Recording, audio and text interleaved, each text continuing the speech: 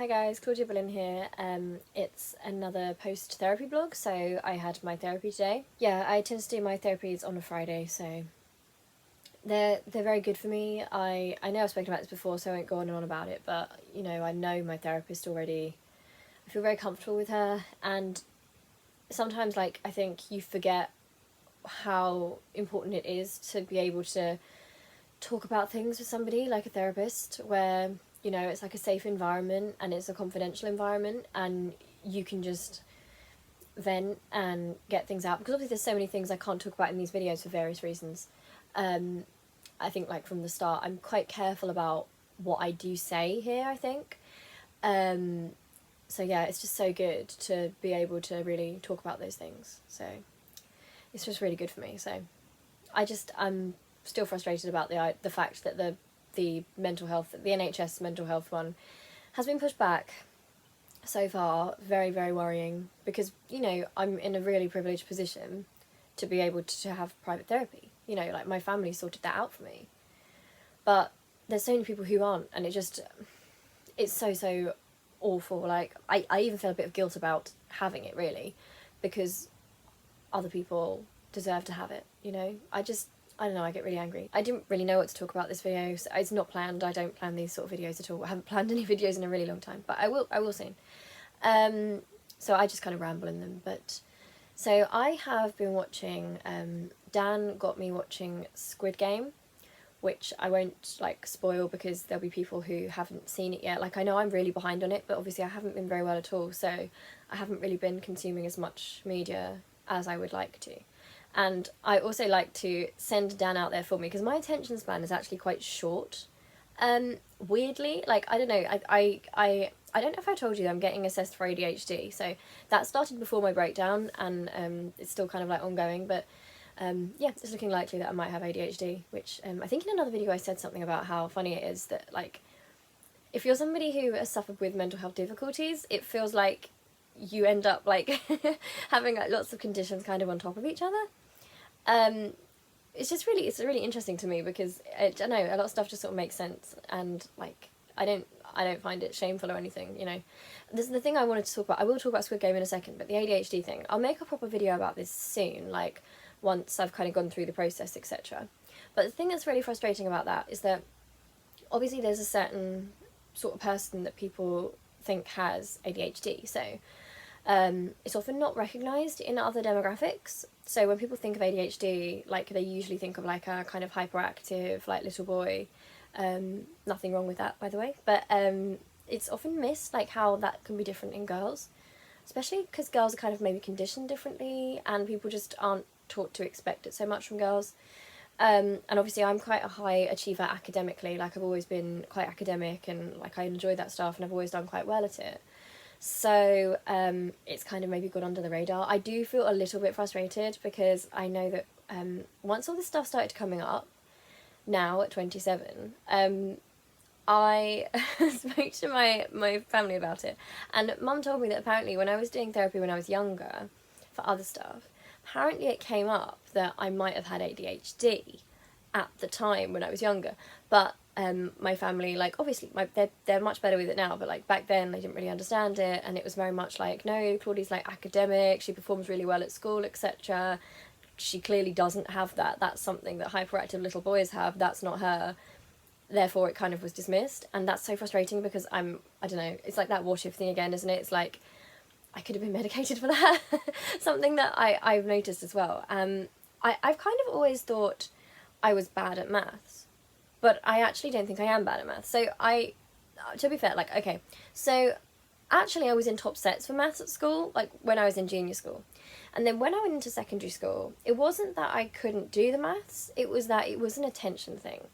And this is something I've only realised, fairly recently, because the ADHD stuff is something that makes total sense for ADHD, because I can't keep numbers in my head. I can't keep track of numbers in my head. So if you gave me maths to write down, I could do that. But I don't, remember numbers and things in my head. I'm really bad at it. So if you, told me to remember a string of numbers, there's no way. But there's no way I could do it. My mind just doesn't do it. And also have this thing where, if I'm really passionate about something, I can like get into it. But if I find something boring, I just can't do it. Like, my brain just won't even let me engage with it. I had to trick myself so many times. I remember doing my German GCSE at school. It was an attention thing, so actually memorising things made me, like, I just couldn't do it. The memory thing, like, because my mind flicks all over the place all the time, like, flits flits all over the place is the word. Like, it goes from thought to thought quite fast. You probably know that if you watch my videos anyway, because I kind of ping pong from thing to thing.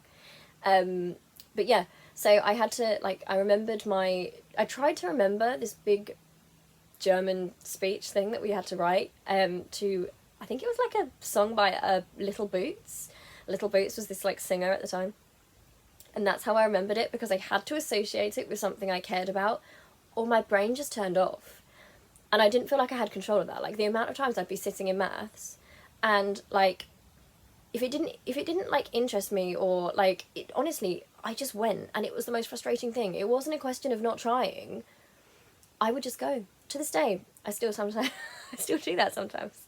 I have a really, really bad attention span. But yeah, I think it also got a bit like swallowed up in the whole like creative stereotype kind of thing. Like, oh, she's a bit like all over the place, like, you know, really, really into stuff, and then from thing to thing, like.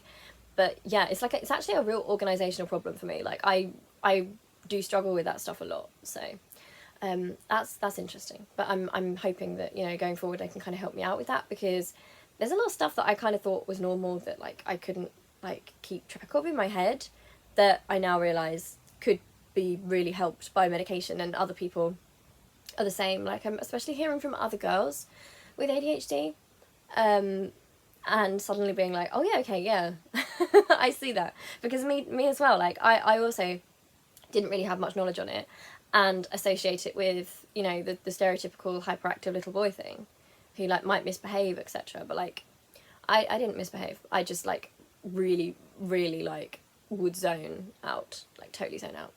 But it gets masked. Like, if you're someone like who is quite academic, and who does do really well in that kind of thing, like, it doesn't necessarily, like, I don't think it necessarily shows up until much later in life as like a general organisational thing.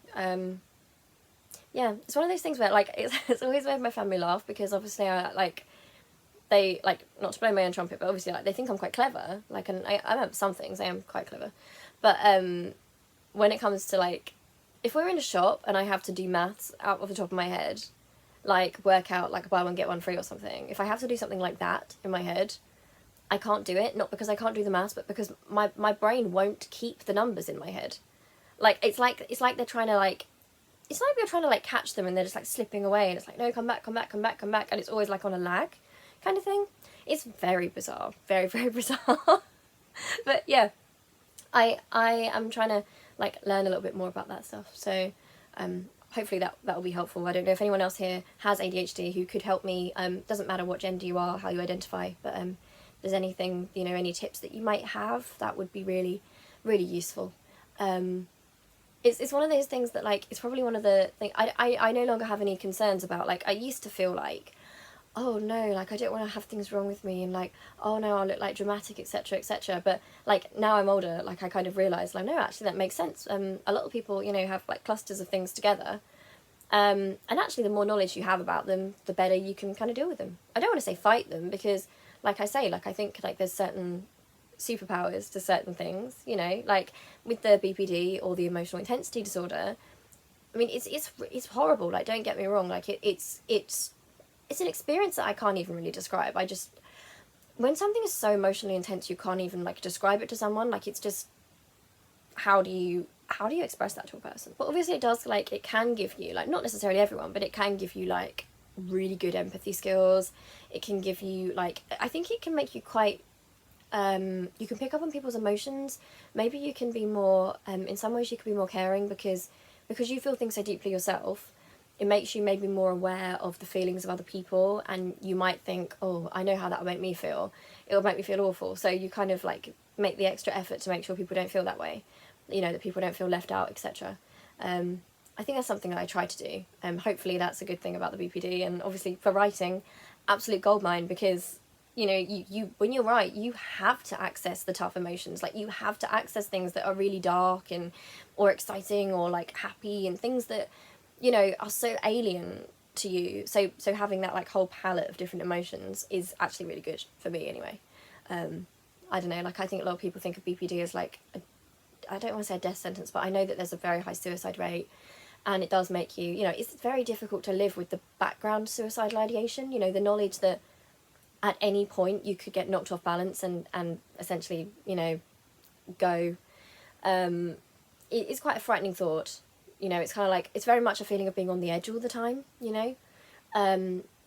But again, like, there's good things too, you know, there's good things. I suppose I'd rather be somebody that feels things very intensely, I think, because that's, I mean, I've only lived as myself, I guess, but I'd rather be somebody that feels things very, very intensely, even if that means I feel the bad things intensely, as long as I'm somebody that can still love and be happy for people. And like, I do struggle, like I said, like with happiness for myself. Like, there's a lot of stuff in my background that's made that very screwed up for me, but I do, like, I think, I don't know, I just try and think, like, at least I think there's a lot of people out there who maybe don't even have like difficulties, like, but in some ways they struggle a lot because they don't have the ability to feel happy for others or care about other people. And I think they must be very lonely and sad. And I guess if you were that sort of person, I don't know if you'd be able to trust anyone. Or, I mean, I find trust difficult anyway because of my background, but I'm blessed to have my brother Dan. So, you know, I've got somebody in my life that I just entirely trust, like, entirely.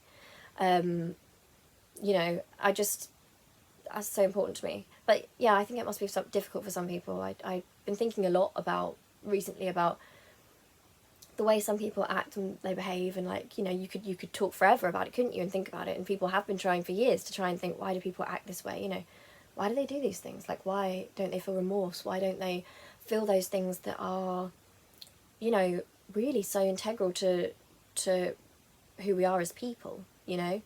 And again, like, I have to be really careful when I talk about this as well, because I don't want to make anyone who doesn't feel that stuff because of like trauma, for example, feel bad. Because it's not about what you feel, it's about, you know, how you act according to it. I said in a very recent video, I think my last video, you know, there's some people who genuinely can't feel empathy, but as long as you're, you know, as long as you're kind, and as long as you're still, you know, you're still being compassionate, that doesn't matter. You know, that's not necessarily something you can help. You know, it might have been that you had like bad circumstances in the past. I don't mean it like that at all. You know, as long as you're trying to do the right thing, you know, doesn't matter. Sometimes it's fake it till you make it, isn't it? Like, that's fine. I don't mean people like that. But I think there's a lot of people who don't trust and aren't happy for people and see life as, I think a lot of people see life as a competition. And this ties into Squid Game because, okay, so spoiler alert for Squid Game. I think I am going to talk a little bit, but very vaguely. So if you're somebody who hasn't seen it and wants to see it, you probably won't want to see this video. I don't know if I won't get too far into it. But, like, it's, okay, I'm giving you a chance now. Like, you can click off this because I'm going to kind of talk about the analogy that I think it is. I'm not even halfway through yet, but, like, okay, so Dan got me onto this show. He knew it would be exactly my sort of cup of tea. It appeals to our political views quite a lot. So we're both like left-wing socialists, etc. And we think a lot about capitalism and, you know, racism, etc. And the way that in a corrupt system, in a corrupt capitalist system where the money is at the top, in order to maintain control, those people have got to keep the people on the bottom struggling. They've got to keep them constantly working. They've got to make them tired and exhausted, because if they're exhausted, they're less likely to protest. And they have to make them hate each other too, because otherwise the people might band together and realise they have more in common and overthrow the people at the top. You know, it's all very, very manipulative and considered. And we're contending against this. You know, people with the money at the top also have an advantage because they have the money. That means they have the free time. They don't have other responsibilities.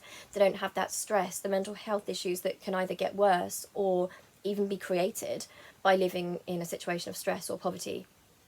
And Squid Game is very much a sort of comment on that, on how people that are vulnerable get turned against each other. And not to excuse the way people do that, but it definitely comes from higher up. it's definitely something that's planted and made to happen. It's very carefully considered. It's probably one of the most evil things I can think of. I mean, there's awful atrocities that have happened in the world that are, you know, equally as evil in different ways. But in terms of the absolute, it's almost a cowardly way to do it, because it's not direct murder. You know, I guess they can keep their consciences that way. You know, the people who earn so much and who try and maintain the system, they can keep their consciences because they're not directly killing anybody. But the society they're making, the situation is killing people, making people miserable, people who will never achieve their full potential. You know, the idea that, like, it pits everyone against each other. When you believe that there's only a certain amount of resources, some people are going to become very competitive and nasty to each other because they think that they, you know, if there's only a certain amount to go around, then I've got to have my share. I've got to have what I need. And that's so frustrating, because if more people understood that, like, it's like I think about love. You know, there's lots of situations in my life that I think about, you know, some quite recent, and I think that some people, I think, really do view love as a competition. Like, there's only a certain amount of love to go round, and if a certain person has this amount of love from someone, then that takes away from somebody else's love from someone. And I just don't believe love works like that, because, I mean, like, for example, I know what Mum's always said is, like, she's always said that she's always loved Dan and I, like, equally.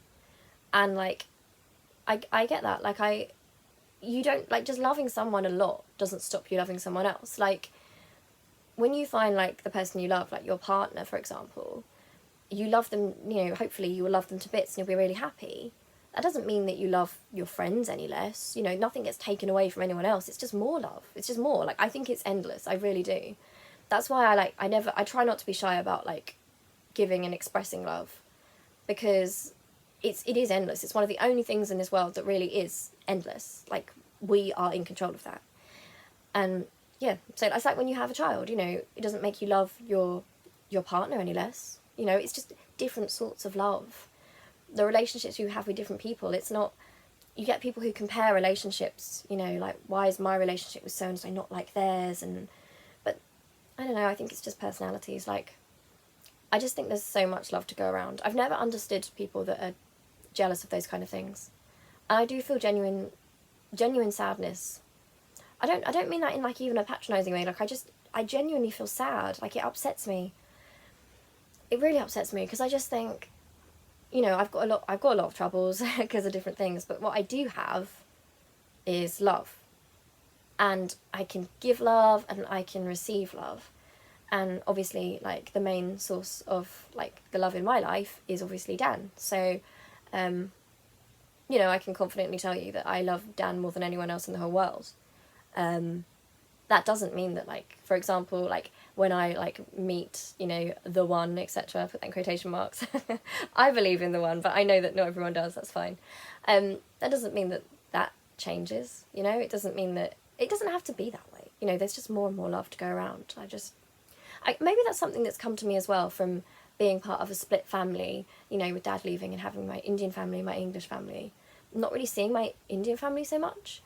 And then we kind of, towards the end, later on in our lives and towards the end of her life, Dan and I ended up seeing Grandma Bibi a lot more. She sadly passed just before COVID. She was able to have a big funeral. She was an incredible woman. The more I learn about her even now, I'm in awe of her, really. I like to think that I have some of her strength. I try. I try. Sometimes when I feel a bit low, I think, come on, Grandma Bibi. Think about Grandma Bibi. She was incredible. But you know, there was all sorts of things, like a language barrier. You know, she wasn't fluent in English and we did not know Punjabi. When I was little, I spoke a tiny bit of Punjabi, but then we didn't see Dad anymore and I don't understand it anymore, which is sad. Like, I'll always be sad about that. But towards the end of her life, when she was in the hospital, I remember we went to go and see her and we brought her some presents and things. You know, we always loved her and she always loved us, despite the distance. So many grandkids as well, like, so many of us. We have so many cousins. And now there's, like, my cousins are having kids and it's like this massive, massive family. There's so many people and there's a lot of love.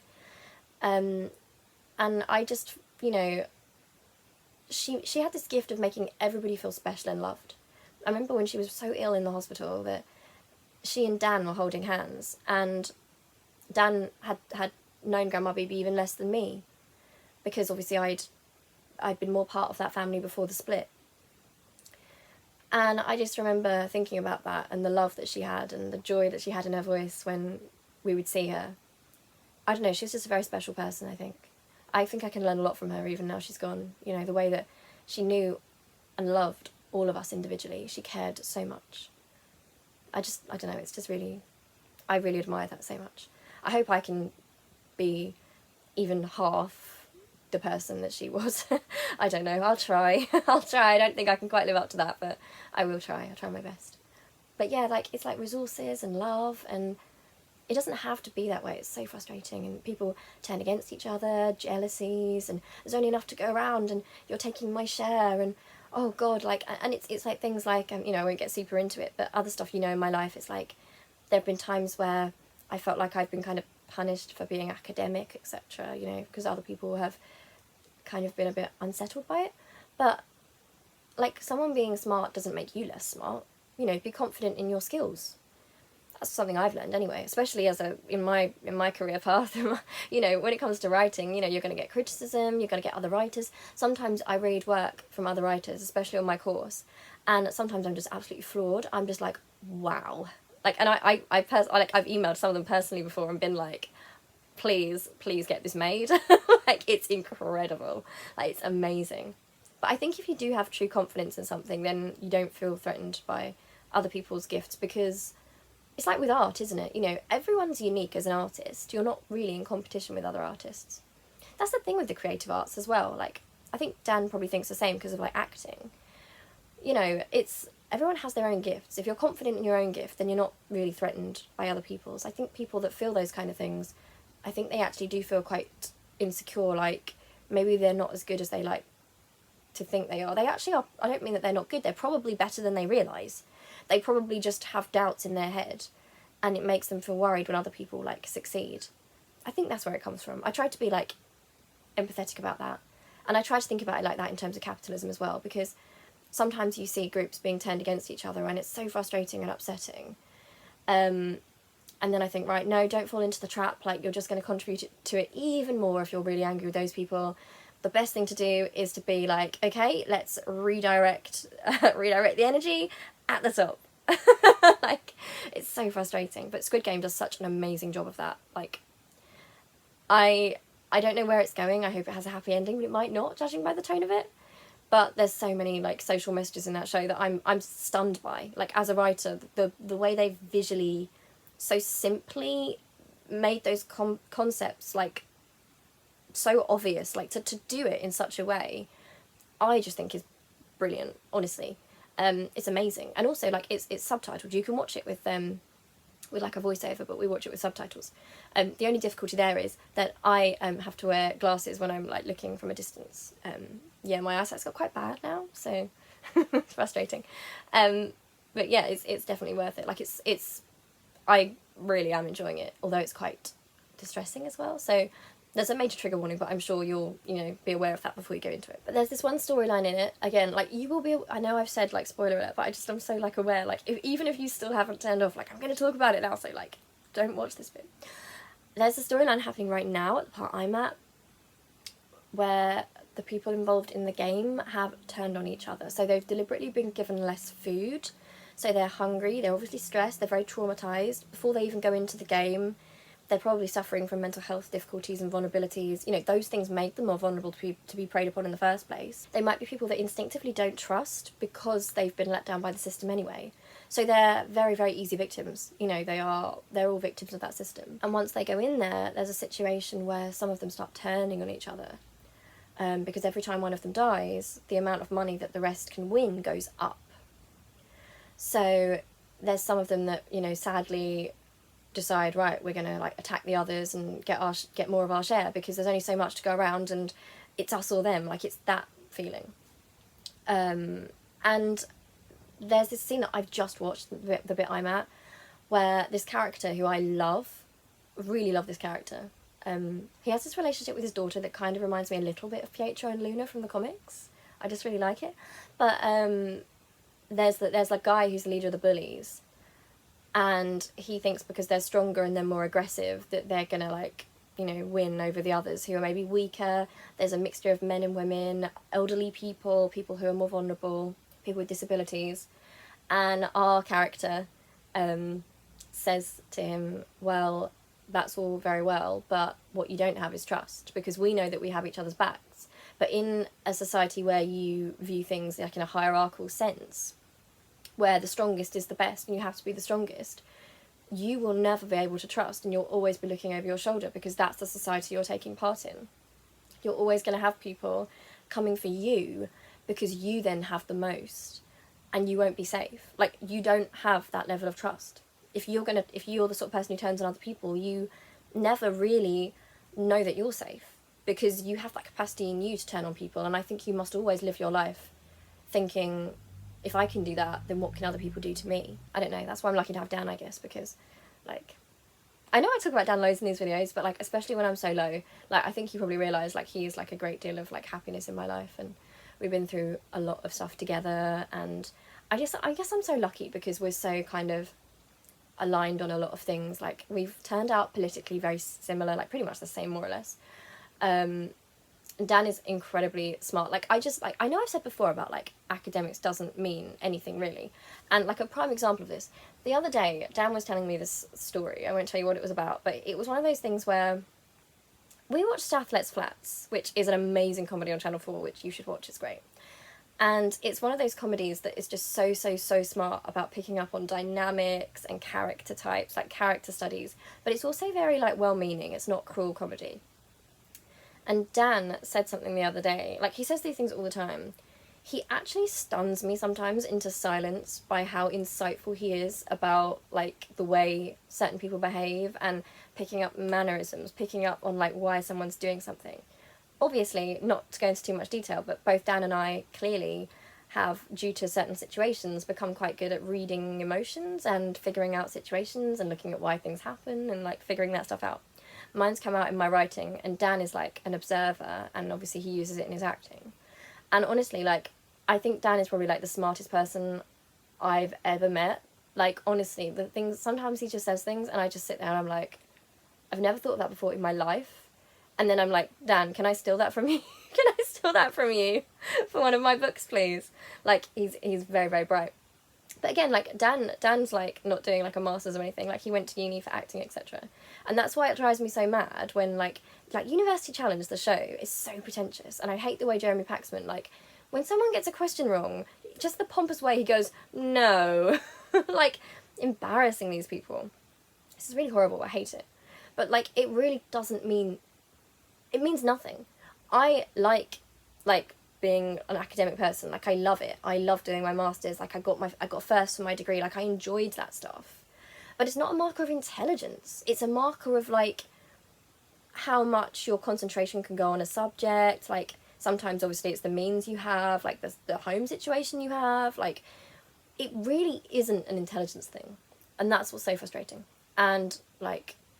And I feel like it's important to say that as well, as somebody who is academic myself, because, like, you get a lot of people who go through, like, the system and they get good grades and they're like, oh, well, we just worked harder than everyone else. I'm like, no, I'm here to break that, to break that assumption. Not true. It's like in society when they say that certain professions should be paid more, like, doctors are, well, they're not paid as much as they should be, but they're still paid a lot more than nurses, for example, and, like, you think about, like, what firefighters are paid and things like that.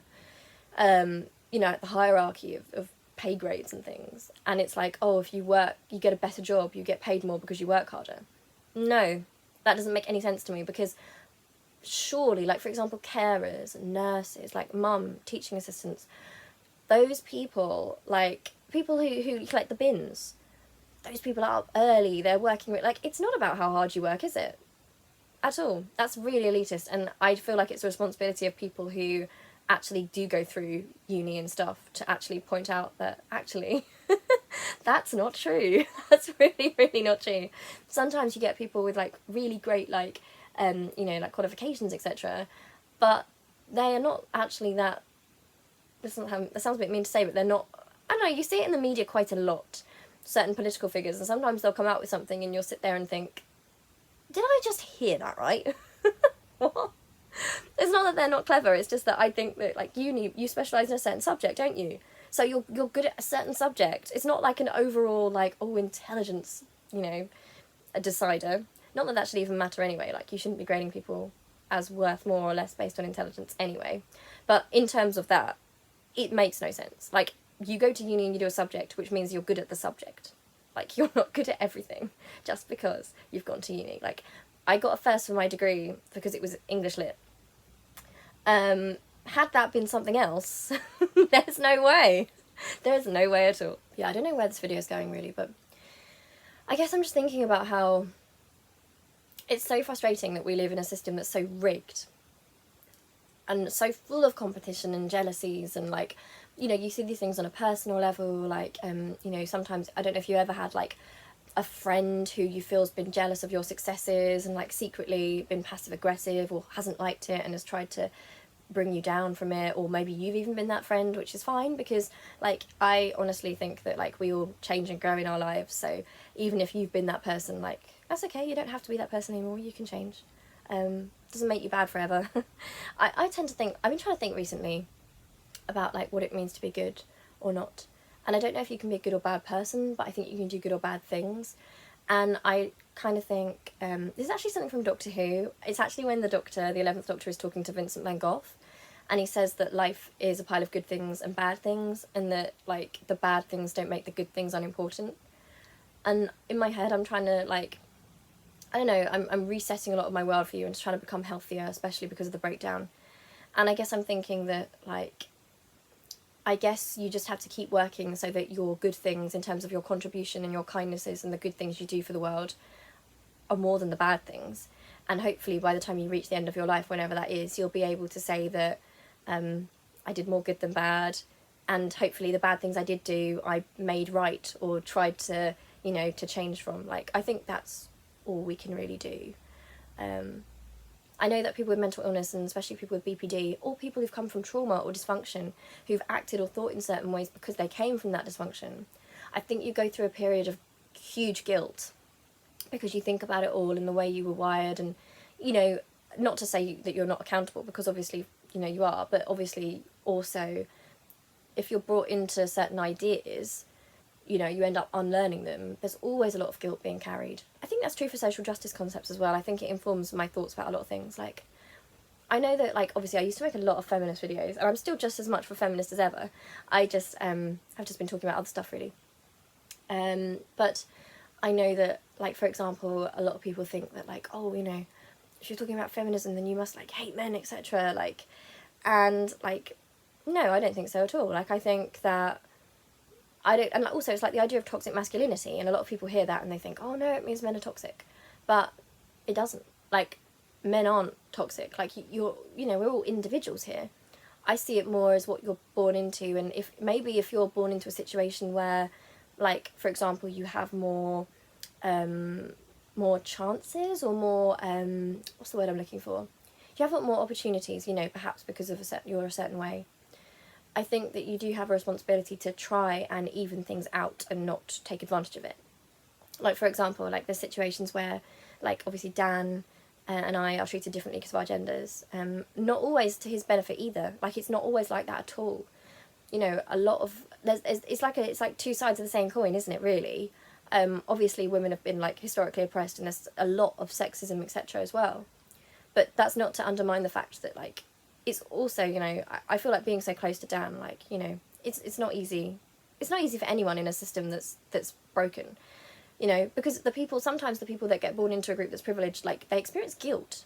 And I've noticed a lot of you guys commenting on here have said this before. A lot of you have made comments about how you've thought a lot about, like, the guilt and how you wish that you could change things, and I think there is a lot of guilt involved in that. And that's another unfair burden, isn't it, that people are born into when there's inequality. Like, I do think that it's also hard for the people in the group that's privileged, because you're still part of that system and you still have to act, and, I don't know, Squid Game is just giving me a lot of that energy, and, you know. I guess, to put it a little bit better, the reason I kind of veered away from, like, the feminism one is because, like, obviously I've spoken about that so much before at length. But I mean, like, I remember, like, also, so frustrating as well, like, when I used to talk about feminism, like everyone was like, oh my god, you're such a man-hater, etc.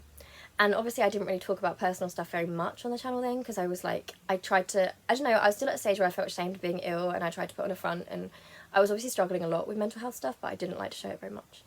So I didn't really talk about that kind of thing. But obviously, like, it was just so funny to me because obviously, like, the great, like, love of my life so far is Dan. You know, like to me, he's just the greatest person on the planet. So, you know, yeah, and I think growing up so closely together as well and caring about each other so much, like, we help each other out. And Dan, quite recently, he's done that for me, you know, that sometimes if you're, like, put down or targeted because you're a woman or because people think you're an easy target, it'd be very easy for the people around you to just, like, let that happen. But Dan's not that sort of person. Like, Dan will say, right, okay, I can get off scot-free and I can be fine, but I'm going to step into the firing line because I can, and I'm going to do this. And he's just a really good person, so you know that already, I'm sure. But yeah, I, like, have his back. Yeah, I have his back, and, like, because I know he's, like, a truly good person. So yeah, there's a lot of judgment, I think, generally online anyway, because when people only see a certain side to you, like, it's very easy for people to think, okay, so you're this sort of person, you're this sort of person. And I think it's good to be constantly surprised by people, like, different sides to people and how much different people overlap, etc. Like, I'm someone who's quite, you know, I'm quite a political, like, thinker. I think about that stuff a lot. But I also sometimes, like, I do look at the overlap between different groups. It's funny how sometimes you end up on the same side as someone from, like, that you would not think you would be for completely different reasons. Yeah, it's kind of weird. I do think we have more in common. Than we have different about us. I think that we just come from different places and we have different worldviews, and I do think a lot of it's down to the people at the top putting that feeling into us sometimes. So yeah, but it's making me think, like, this whole topic is making me think of, like, you know, like, the anti-trans stuff recently. So in this country, like, they're getting more and more transphobic. Like, I think some of the newspapers, like, used to be, like, fairly transphobic, like, they were trying it out, and it's getting worse and worse and worse. And to start with, like, I don't understand it, because there's no evidence, there's nothing to say that trans people are a danger to cis people at all. All the evidence we have, like, everything we have on that, like, even if you're taking emotion out of it and you're just talking facts, trans people are way, way, way more at risk because of cis people and because of transphobia. Right, that's, you know, trans people are not statistically a dangerous group. Like, there's nothing. You know, that's just not a thing. And often I think when people point at, like, when, for example, cisgender men might commit a crime, there's this feeling of, oh, okay, so we have to keep trans women out of women's spaces, which is stupid because they're women. And it's, like, it's so misplaced. It's like, I understand the fear that, like, cis women and trans women together, we share this fear that there are certain cisgender men, not all, like, obviously a great deal of you are very wonderful, but occasionally, you know, like, if a cisgender man does something like that, why suddenly is it like, okay, so now we're going to pull back on the rights for trans women? Like, why? Like, it wasn't a trans woman that did that, was it? It doesn't make any sense to me. Like, and it just shows that people don't understand, like, that the level of, like, understanding of what being trans is. Like, I know I don't have, like, full understanding because I'm cis. Like, there's loads of stuff I will never understand. And that's fine, because you don't have to completely understand someone's experience for it to be valid and real. Like, I don't expect people who aren't bisexual, for example, to understand how that feels as long as they respect me. And, like, you know, being mentally ill the way I am, I don't need people to know how that feels, although sometimes it will be helpful as a reference. But, you know, you don't need to understand people completely for them to have their rights, you know. And I just see a lot of what's happening to trans people seems to be what happened to gay people in the past. And we're seeing that situation of the majority, thank goodness, of lesbian, gay and bisexual cis people are pro-trans, it would seem. Certainly everyone I've met is, and there's this big push by anti-trans LGBT people who are trying to act like the majority of us are against trans people, but, like, it's not true. Like, categorically, if you look online, there was a tag recently called LGB with the T in response to an anti-trans group, which was just full of cisgender, lesbian, gay and bisexual people and pansexual people, etc. Saying, no, like, you don't speak for us. Like, why on earth? There is enough to go round. If we band together, we are stronger. And if we sacrifice trans people, then first we will be next, but also we'll be, like, corrupt. Like, it's that situation though, isn't it? I think some certain lesbian, gay and bisexual people, they are a minority of people, but I think the ones that are anti-trans, it's because, again, of that feeling of like, only some of us will be accepted by the people in charge, and so we have to sacrifice someone so we're safe and we're respectable. And it doesn't make sense, because I wish these people could see, I mean, what they're doing is awful, but in some ways I also kind of pity them, because if only they could see that once they open the door for this, they will be next. It's that song, isn't it? You know, if you tolerate this, your children will be next. That's what will happen. You're not going to be spared, because if you're aligning yourself with people who are homophobic and transphobic, just because, you know, you think that you can be their friend because you can join together in being anti-trans, those people don't respect you. You know, those people never will respect you the way you want to be respected. It's just not going to work. And it just really upsets me that there are people in a community of people that have been hurt themselves because of these things, and now turning on another vulnerable part of the community, you know? Especially, I think the worst thing is as well that, like, the idea that trans people are, like, an additional part. The trans community are an integral part from the very beginning. Like, it's almost being rewritten as if to go, oh, it was lesbian and gay people, and then the bisexuals came along, and then the trans people came along, and usually people who are transphobic are kind of biphobic too for some reason. I'm not sure why. Actually, I have theories on that, but I don't want to get into that now. But, yeah, it's just, but it doesn't make any sense. Like, we wouldn't have the rights that we have now without trans people. So, you know, I even feel bad even, like, talking about this now, as if, like, you know, like, as if I have a right to talk about it, because it's like, you know, it's not even it shouldn't even be a debate issue, you know. It's not, oh, should we accept trans people, should we not? Trans people have been here from the very start. If you don't accept them, that's fine. Take yourself out of the community, but don't try and change the community that they created.